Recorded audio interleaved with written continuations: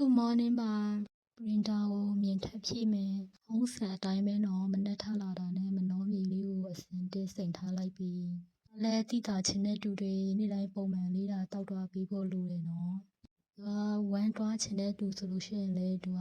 တဘာဝစေးမြင့်နဲ့ဖော်ဆက်ထားတာမလို့ဝမ်းကတစ်ခွက်တောက်ရုံနဲ့သွားမှာတော့မဟုတ်သေးပါဘူးနော်။အချိန်တစ်ခုလောက်ထိတော့နေ့တိုင်းပုံမှန်လေးတာတောက်သွားပြီးပါ။တကယ်တောက်လို့ရှိရင်တကယ်သွားပါလေရှင်။ကျမကိုယ်တိုင်ပေါ့နော်ဝမ်းအရမ်းချုပ်လို့ဒီရဲ့မနှောမြေလေးကို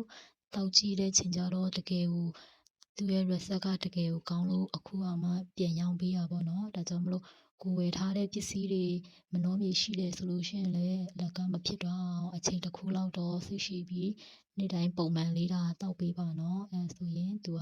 တကယ်ကိုရလဲတိတိတတ်တာရလာလိမ့်မယ်နော်။ကျမကိုယ်တိုင်ကလည်းဝမ်းအရမ်းချုပ်တဲ့အထဲမှာပါတယ်ပေါ့နော်။ဒီရဲ့မနှောမြေလေးကိုသူများကြော်ညာတာအဲ့လိုပဲ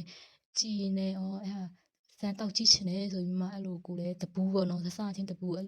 လိုစမ်းတောက်ပြီးတော့မှအဲ့လိုနေ့တိုင်းပုံမှန်လေးတော့တောက်ပေးရပေါ့နော်အဲ့ချိန်ကျတော့တကယ်ကိုဝမ်းတွားတယ်အခုဆိုရင်ဝမ်းတွားတဲ့ပြဿနာကိုစိတ်ပူစရာမလိုတော့ဘူးပေါ့နော်နေ့တိုင်းပုံမှန်လေးဒါတောက်ပေးဖို့မမေ့ပါနဲ့နော်